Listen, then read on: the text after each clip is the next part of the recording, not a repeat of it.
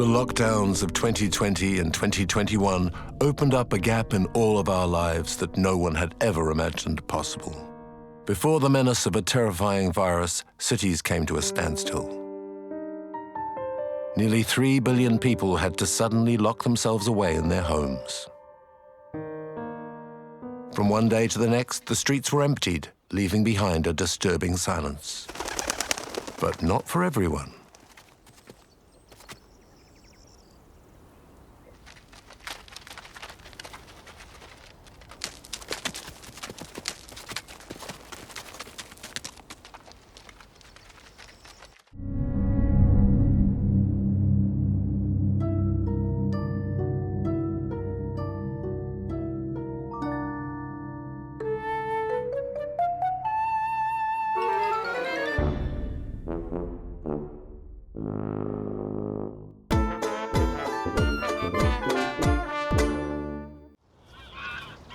Very often, wild animals filmed in urban environments are used to humans who have fed and raised them since birth like their natural parents would have done.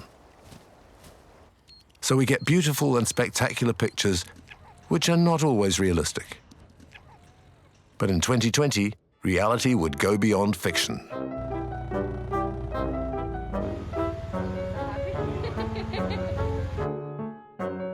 City dwellers from around the world filmed what were once unimaginable scenes with mobile phones.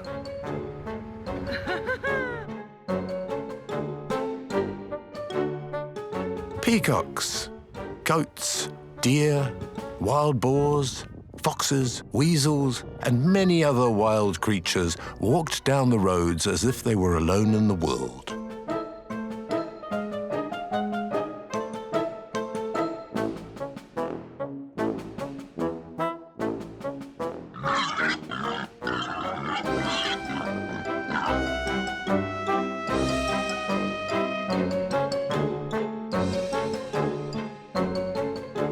More interested than disturbed by this universe, where humans seem to have suddenly disappeared.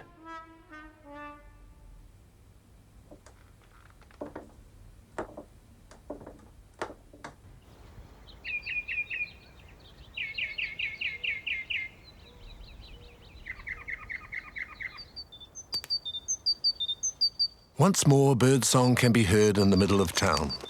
Lockdowns and the return of silence put us suddenly in front of a disturbing reality. We live night and day in a maddening cacophony of sound.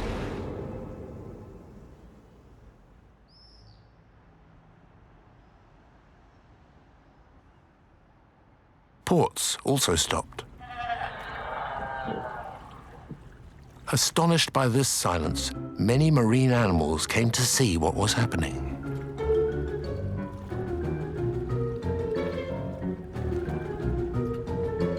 Naturally curious and playful, dolphins arrived to scout.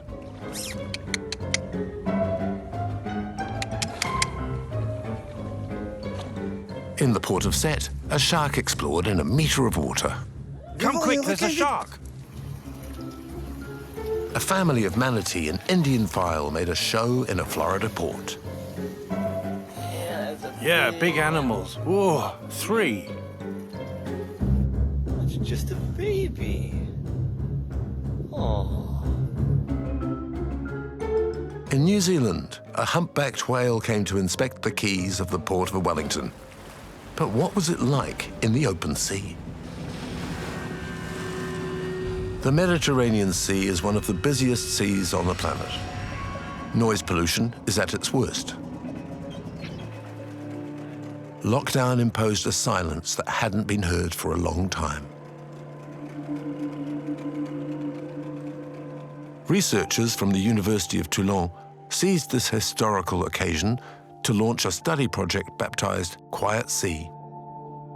Installed on a catamaran, the team piloted 2 electric marine drones, perfectly silent, inspired by the traditional Polynesian canoe. The 2 asymmetric hulls assure exceptional stability, which reduces pitching and rolling strongly. So, sound distortion on the submarine listening instruments on board is greatly reduced. The two drones can patrol a zone for hours without any human intervention.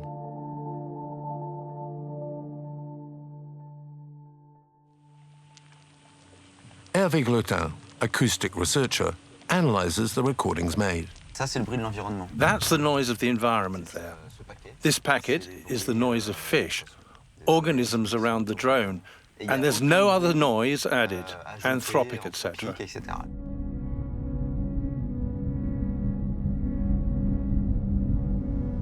Among the animals that people the Mediterranean, the great sperm whale is a giant, 18 meters long. It's the only cetacean with teeth in its jaw. It spends a large part of its life below the water and comes up periodically to the surface to fill up with oxygen.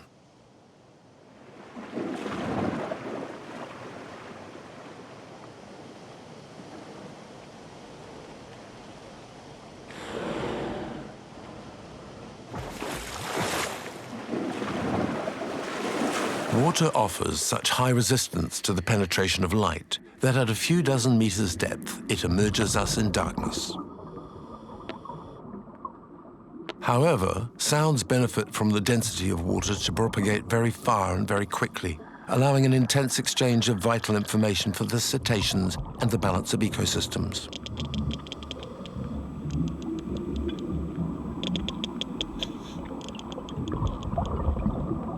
While it was long believed that marine animals were silent, we now know that they are noisy and incorrigibly talkative.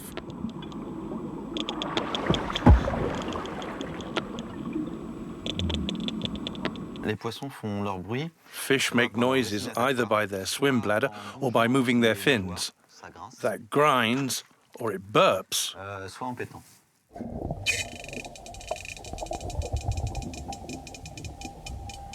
Or it belches. In this unusual silence, the sperm whale flatulence sounds like underwater eruptions.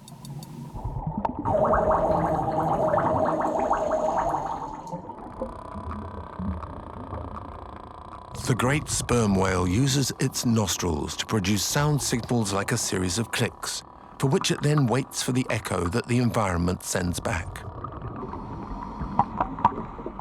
It's by this process, known as echolocation and like sonar, that the cetacean spots its prey.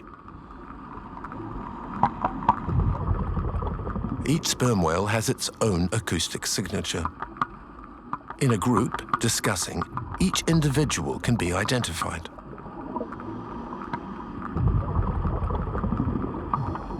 For the first time in the world, a few weeks before the Quiet Sea operation, the acoustic coordinates of several sperm whales hunting in a group were recorded in the Great Deeps offshore from Monaco. The ecosystems are very rich and the prey numerous in this zone carved with deep submarine canyons.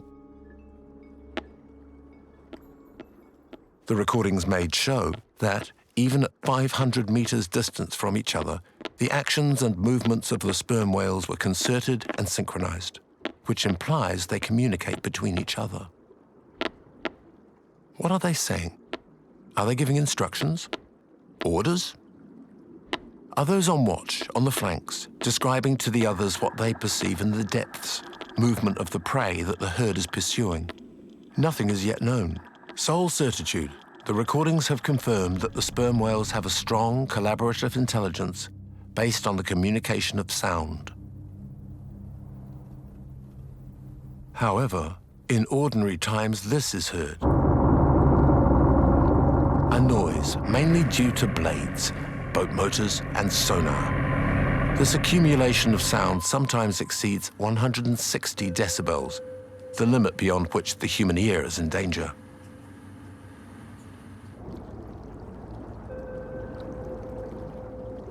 Nowadays, these animals are separated by an uncrossable barrier of acoustic disturbances, and which prevents them from meeting or simply communicating.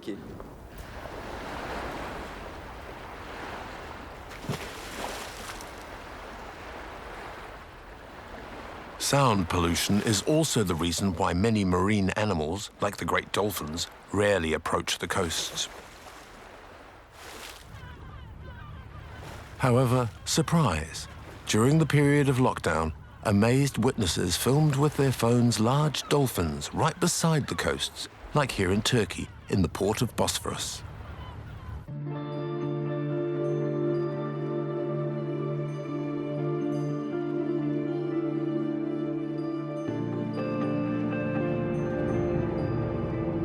In Spain, in the little Galician port of Ogrove, researchers from the Bottlenose Dolphin Research Institute are studying these cetaceans. Bruno Diaz-Lopez, its director, has equipped the port with sound captors to record the dolphins that arrived during lockdown.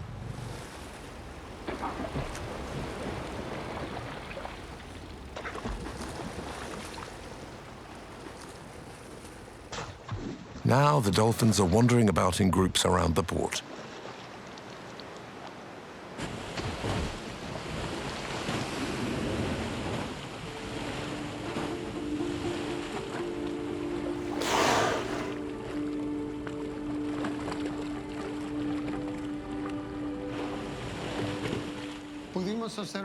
During lockdown, we saw that sometimes the dolphins went to feed in unusual places.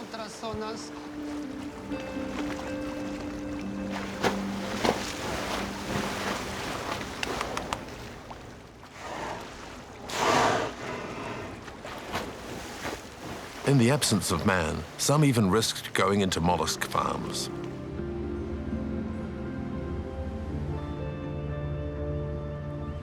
It's coming out there.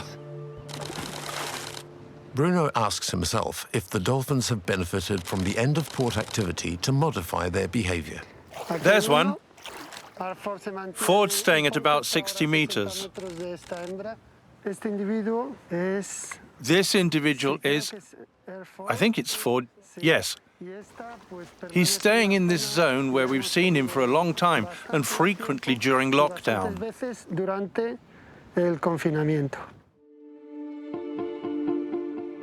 First indispensable step, identify the individuals. Each dolphin fin is specific. The scratches, the cuts due to the dangers which the animal has affronted during its life are like fingerprints. Once a dolphin is identified, researchers give it a name and especially record its vocalizations. During lockdown, because there was less sound disturbance, the dolphins communicated better. They didn't have to increase the amplitude of their sound emissions.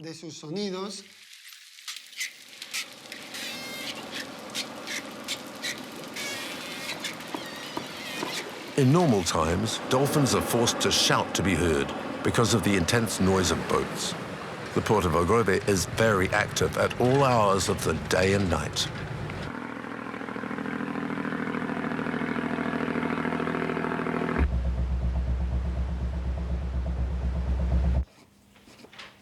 During lockdown, the constant coming and going stopped. Hydrophones recorded many dolphin vocalizations. Their vocal repertory is rich, with 14 distinct signals used for communication. Each signal is defined by a particular acoustic structure and a determined length. Some large dolphins hit the surface of the water with their tails to make large splashing sounds. But is this a kind of communication? Or perhaps an invitation to play? No one knows. These studies will allow us to better understand the behavior of large dolphins and their hunting zones in the absence of noise. They point to the measures to be taken to define safer transit corridors for large dolphins and to limit the ports and its surrounding areas' noise pollution.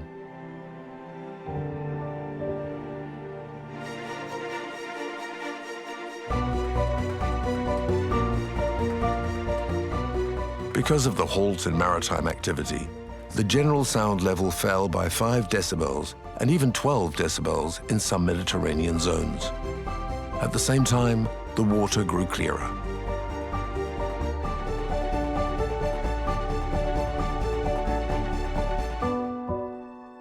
Ordinarily, large dolphins are rare in the calanques of Marseille, which are crowded in winter and summer.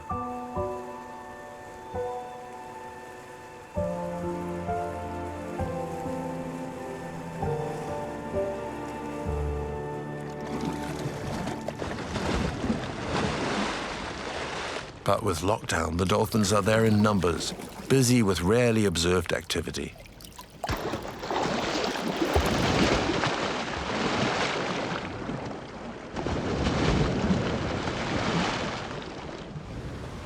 The hydrophones on board the Quiet Sea Operations drones have recorded curious signals.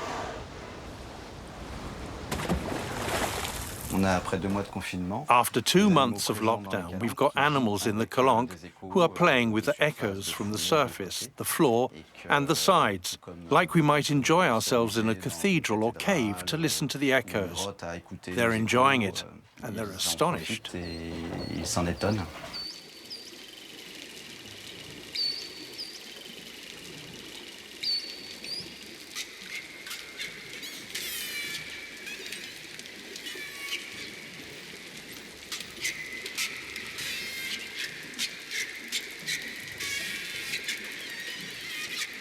A signal arrives at the antenna directly.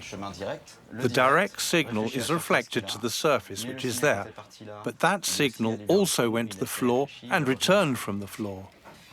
We know these are curious and playful animals, and this is just a demonstration of what a mammal does naturally to amuse itself.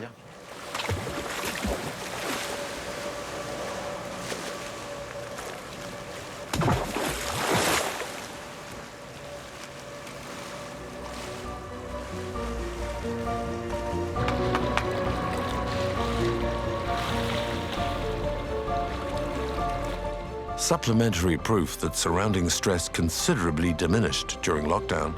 Scientists from Quiet Sea were surprised to see large dolphins with young seeking contact and playing with their boat.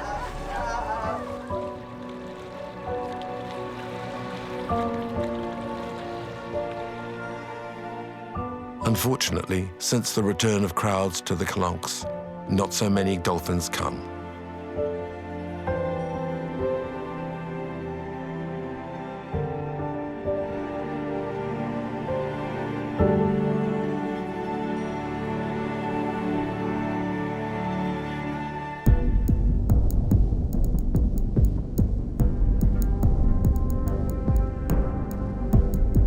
In the Gulf of Mexico, the pandemic halted the petrol exploitation offshore, which usually causes an important and continuous flow of petrol and gas tankers.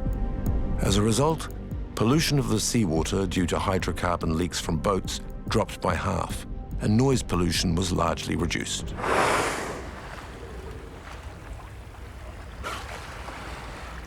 Common blue whales, magnificent cetaceans about 20 meters long and weighing 40 to 50 tons, which usually cruise the open sea, came close to the coasts.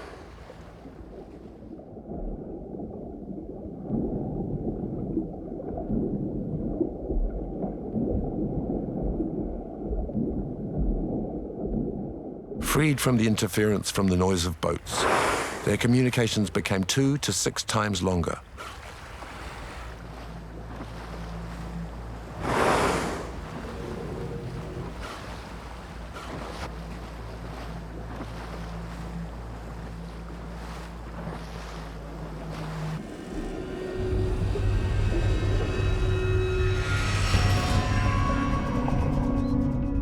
Further north, the immense Canadian Gulf of Saint Laurent is the industrial outflow from the Great Lakes region. It's an intense hub of traffic where commercial shipping from around the world crosses paths.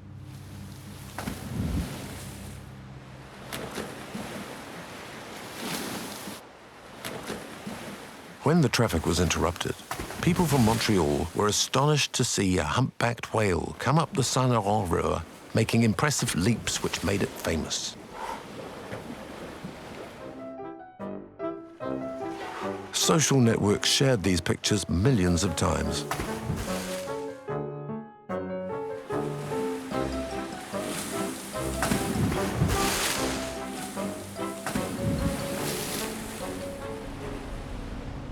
What's a humpbacked whale doing here?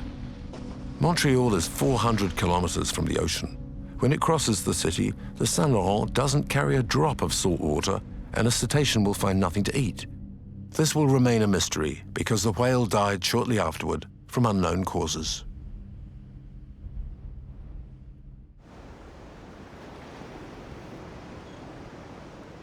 Further downstream in the Saint Laurent estuary, where salt and fresh water mix, a population of some hundreds of beluga whales has lived for a long time. These small cetaceans, 4 to 5 meters long, weighing up to 1.5 tons, usually live in the cold waters of the Arctic. Nicknamed sea canaries, beluga are amongst the noisiest mammals on the planet.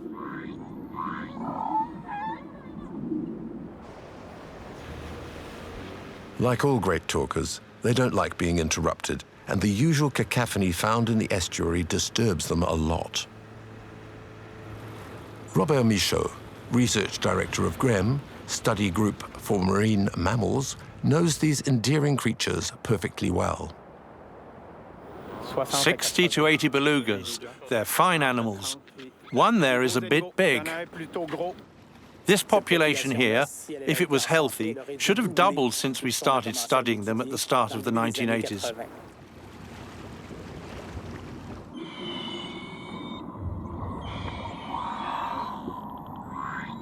For several years, the scientific community has been worried about the rapid decline of the Saint Laurent beluga population. The mortality of females and young is rising, while Arctic populations have been spared.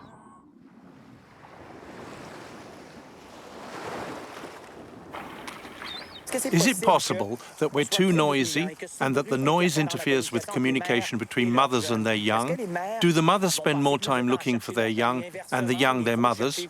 That could impose additional energy costs on them, which they can't afford. Researchers are working to identify the cause of this regression.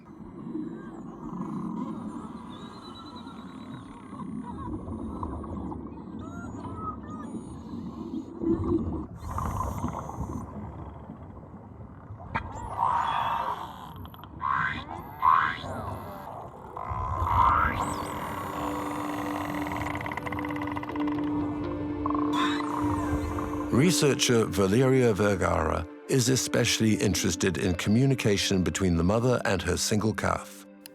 She has identified a key element. That's a contact call.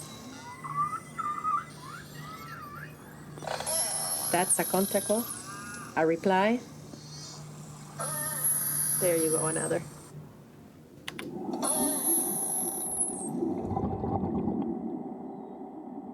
In the case of the contact call, we now suspect that mother-calf contact or acoustic contact might be getting compromised by vessel noise, and that in some circumstances, this might make reunion by mothers and calves that have become separated a lot more difficult, and this can be dire for little calves.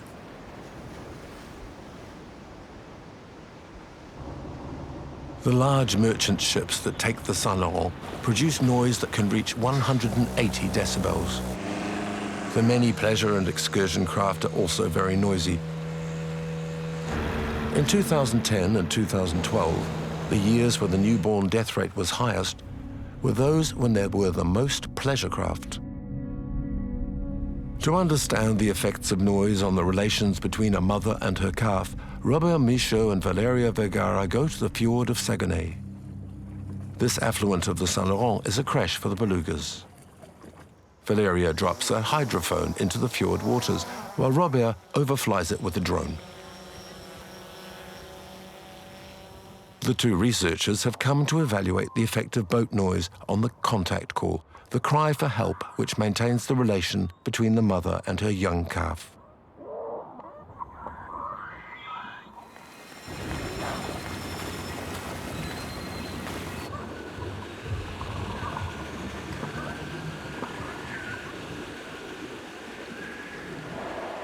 Synchronization of the hydrophone and the aerial pictures show that the sound space is saturated by the noise of a ferry crossing the opening of the fjord of Saguenay. This is a necessary passage for the belugas coming in and out of the nursery. Valeria has an analogy. It's like deciding to go into a dark tunnel where you can't see or hear anything. This sensory hole identified by the researchers comes from the fact that the young beluga emit their calls on frequencies close to those of the deafening noise made by the ferries. As a result, communication between the mother and the child is interrupted.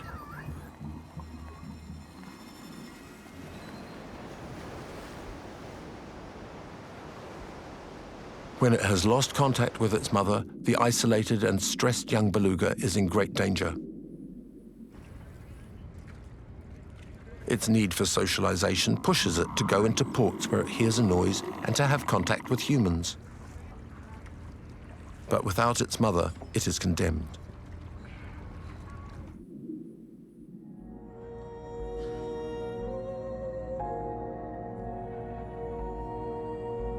In 2020 and 2021, during the pandemic, pleasure craft remained tied up. These years were exceptionally serene for the belugas of Saint-Laurent. Robert Michaud and his team took advantage of this to make a number of sound recordings. Last April, our reflex was to put hydrophones in the water. Post-pandemic follow-up will be fascinating and interesting for us all. We all have intuitions, and I think we all have wishes that a peaceful summer could have improved relations between the mothers and their young. We just offered a publication which shows that during the passage of a boat, contact call distance is reduced by 50%.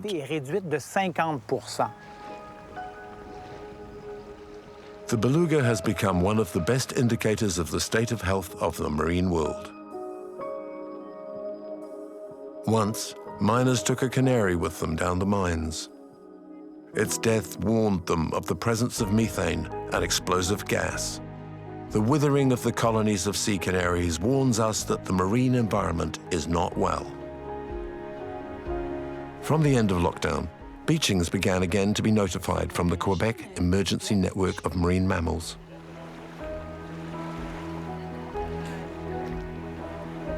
Rapid intervention is vital. Pulled off the rocks where it has washed up, the animal is cared for and comforted. It is put back in the water when it has regained its strength. We'll have to turn it to the front of the boat. Get ready. 1, 2, 3, let go.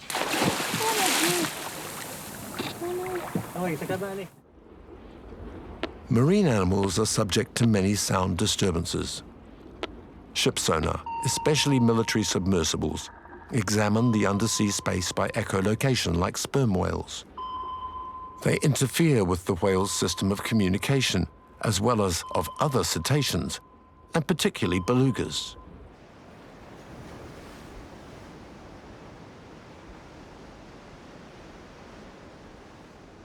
Undersea drilling, seismic campaigns on the ocean floor in search of hydrocarbons, and also wind farms at sea disturb the lives of marine fauna.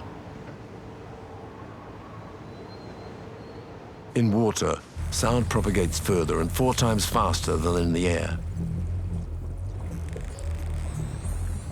Animal life is therefore particularly affected by the racket of human submarine activity. It mixes up their references and causes stress, which puts many species under pressure. Particularly violent noise can seriously affect the hearing of cetaceans, pushing them up to the surface without decompressing. This can cause an embolism and sometimes their beaching.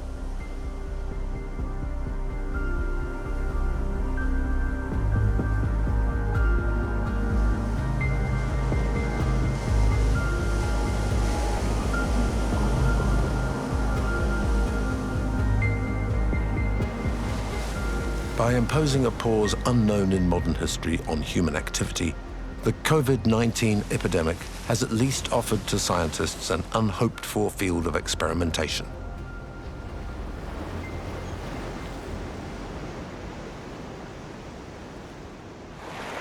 While noise pollution of marine environments has been known and observed for a long time, the full extent was far from understood. On Earth, silence suddenly fell on urban areas and the great transport networks, which revealed the incessant racket we suffer.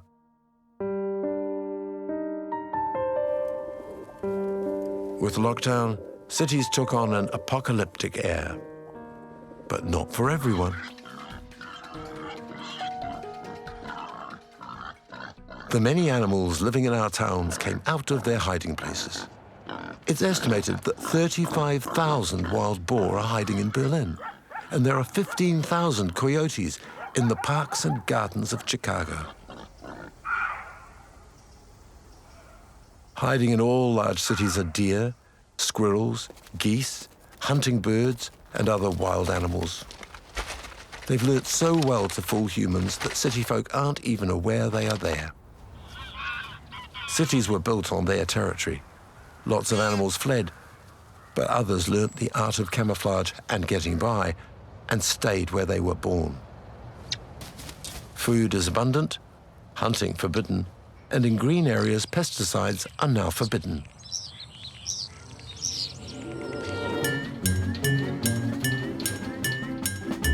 These stowaways with fur and feathers took advantage of empty streets and deserted squares to go out and enjoy themselves, muzzle or beak in the wind.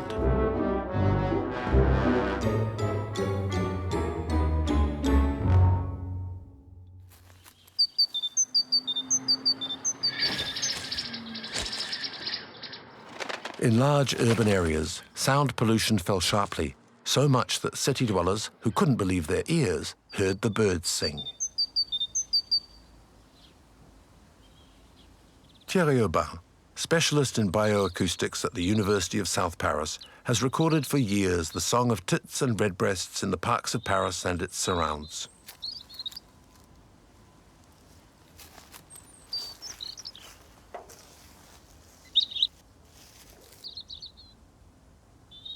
So, there we're diffusing the song of a strange redbreast on the territory of another redbreast. It's answering, not at all happy, because that's an intruder on its territory.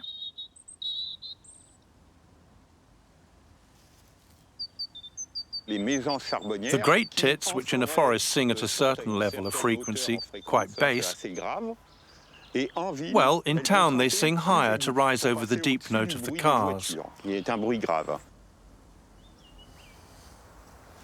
This effort wouldn't have an effect if females didn't prefer coupling with males with deeper voices, which characterize the best reproducers.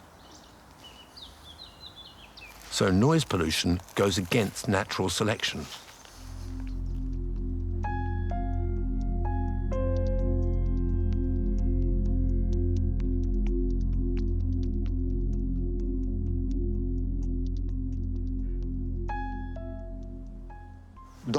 In nature, the average noise is around 60 to 65 decibels. In towns, it can be much more, 70 to 75 decibels. The fact there was a lockdown dropped the level by an average of 20 decibels, which is enormous.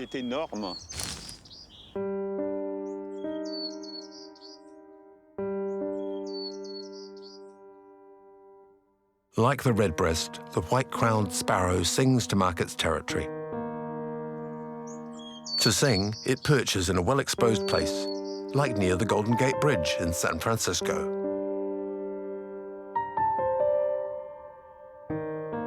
Traffic on the bridge reduced to nothing during lockdown.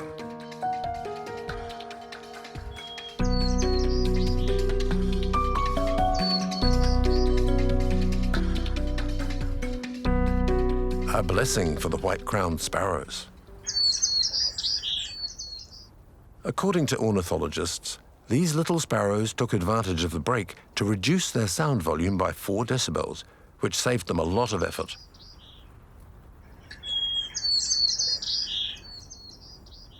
They also made again deeper tones, which pleased so much the females, and they also sang for longer and more brilliantly.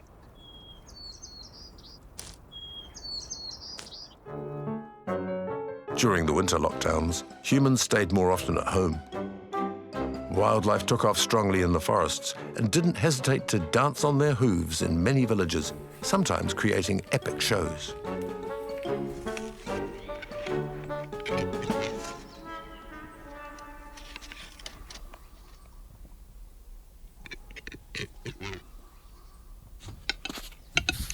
According to recent work in bioacoustics, Half of the sounds of nature have disappeared over the last 50 years. Sensitive to the value of these sound landscapes, the Natural Park of High Jura launched a listening program for biodiversity in the Rizu forest.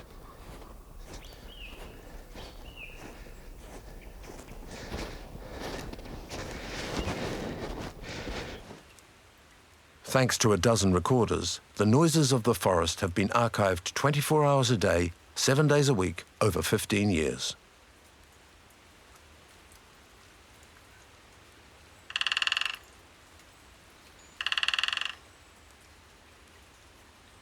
Capercaillies, red crossbills, pied woodpeckers, pygmy owls, tufted titmouse, woodcock, Eurasian jays, wood pigeons, ravens, briefly, all the wildlife with feathers and fur lives its winter life without imagining that the forest is a recording studio.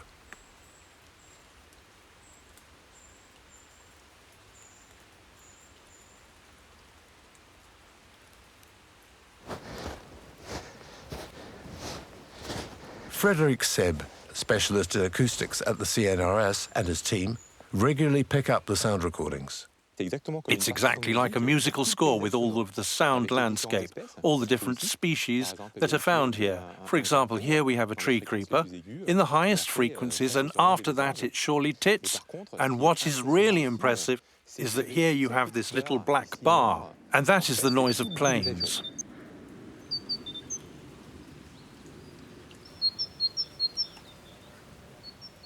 Rizu Forest is in fact sited 40 kilometers from Grenoble Airport, and plane noise is present on 85% of the recordings. Those are the recordings made during lockdown, and there's no more black bar.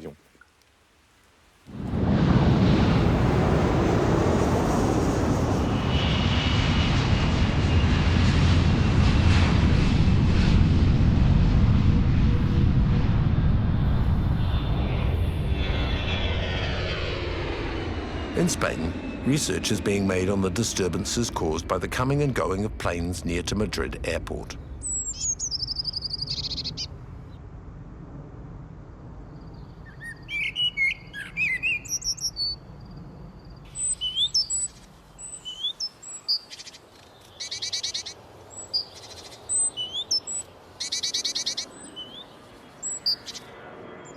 Evolutionary ecologist Diego Ril from the National Museum of Natural Science of Madrid is setting up microphones and feeding stations near runways to study how birds adapt the time of their song to the noise of planes.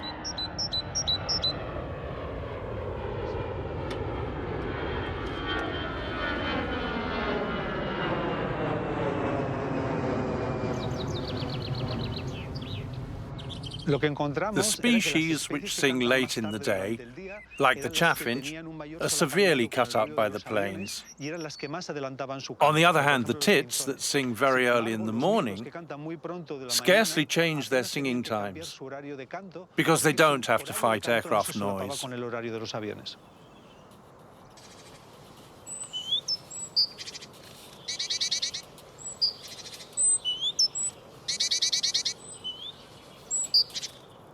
Cameras set up close to the feeding stations record the behavior of the birds.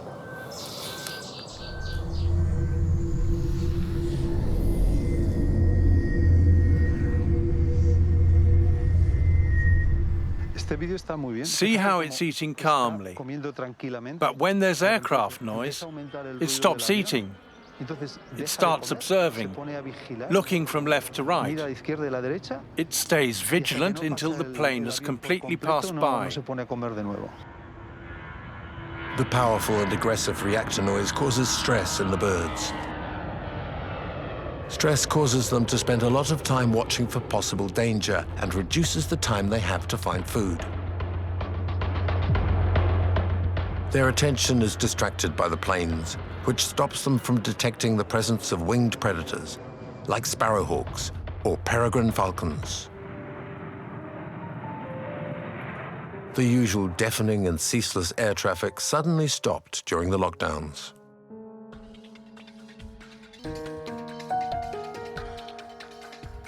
With the Madrid airport shut down, the birds rapidly went back to their natural behavior. The same behavior was seen in the city.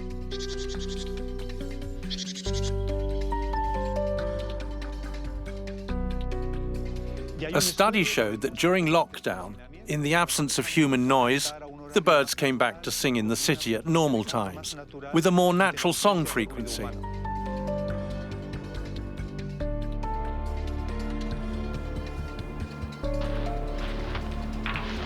Unable to substantially change their voices' low frequencies, turtle doves usually abandon noisy places like motorways and airports.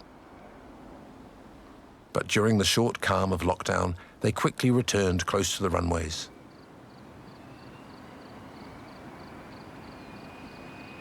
In a German airport, the return of long-billed curlews was even seen.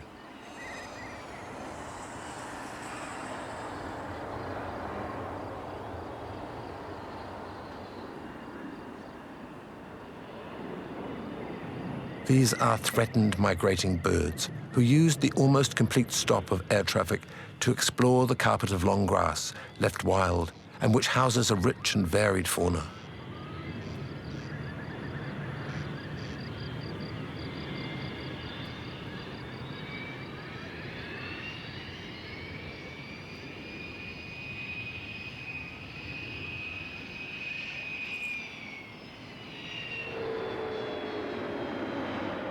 The effect of noise pollution on birds was particularly visible at Marseille Airport.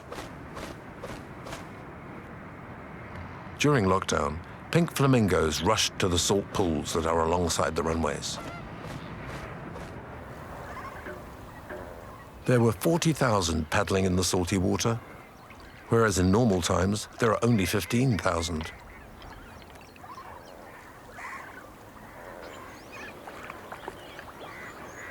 In India, flamingos swarmed at the feet of the buildings where the inhabitants were locked down.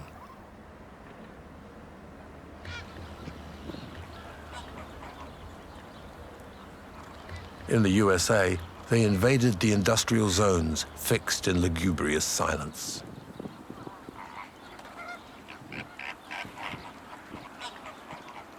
It seems that the silence had, for some species, unexpected consequences. In the salt pools of Marseille, the number of births was multiplied by 10. 16,000 chicks were counted, a figure only seen 3 times in 30 years. But why so many births? In species that nest on French beaches, like the plover, births increased by 40%. This spectacular rise is probably due to the fact that the hatchings weren't disturbed by walkers and their dogs.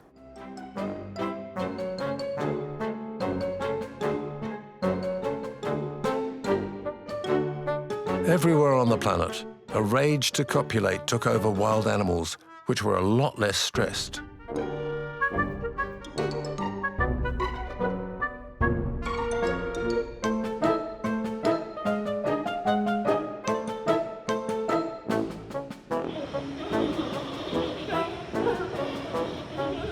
This fever even hit zoos, closed and without public. And so, in the zoological garden of Hong Kong, a couple of pandas that hadn't shown the slightest affection for each other for 10 years coupled for the first time.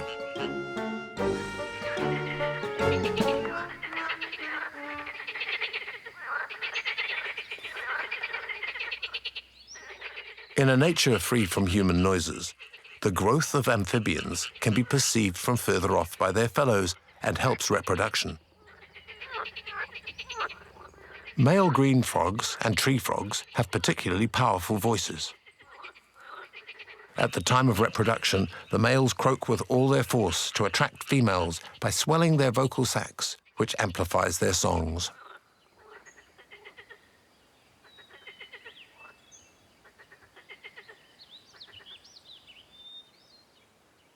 Thierry Langagne, specialist in noise and light pollution at the CNRS, has found a second criteria as important as the first. Here we have a green male tree frog.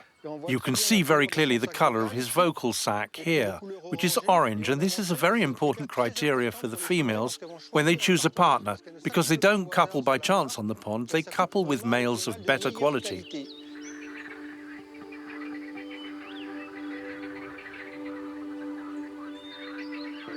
Tree frogs usually live in trees where they hunt insects. They only go to the ponds to reproduce.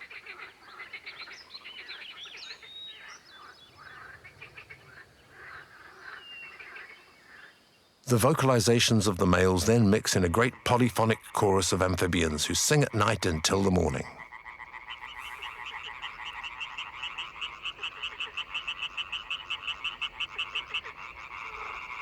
The males call ceaselessly.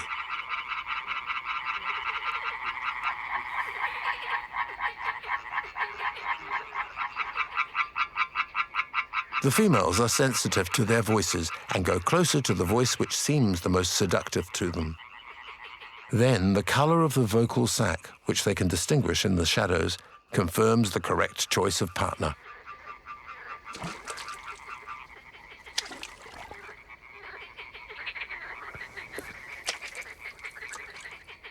Thierry captures tree frogs alive in isolated places with no noise pollution.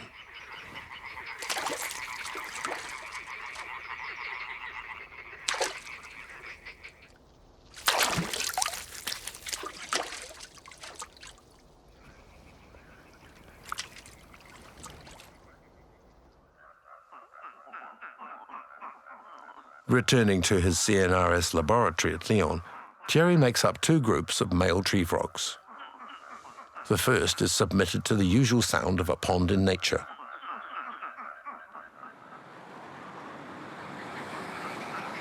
The second group is exposed to the same noise, to which is added the noise of road traffic at 75 decibels, as if the pond was beside a fairly busy highway.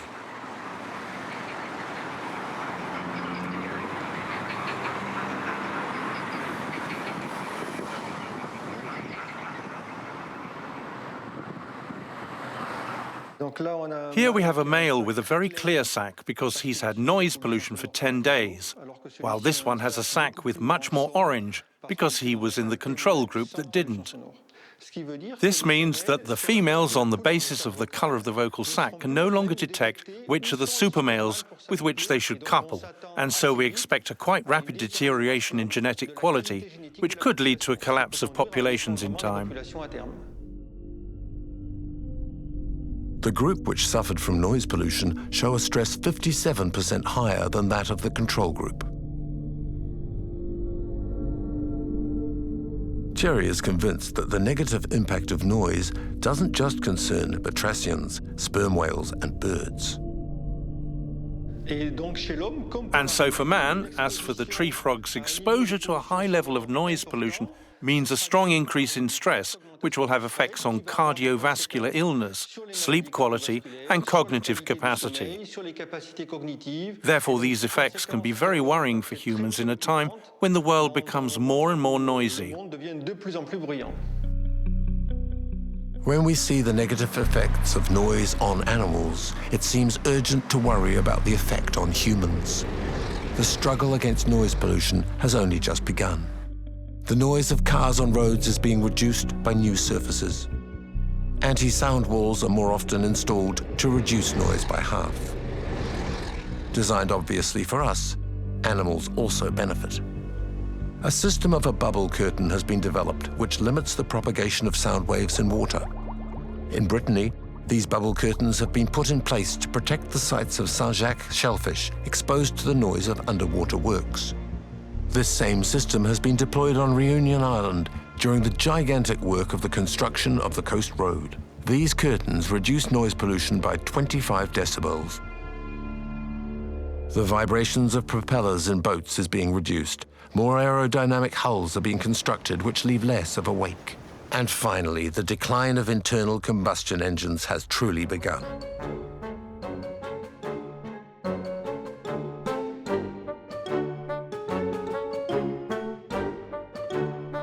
The return of wild animals during the period of the pandemic allowed us to glimpse a world stripped of the noise pollution, which gets on our nerves.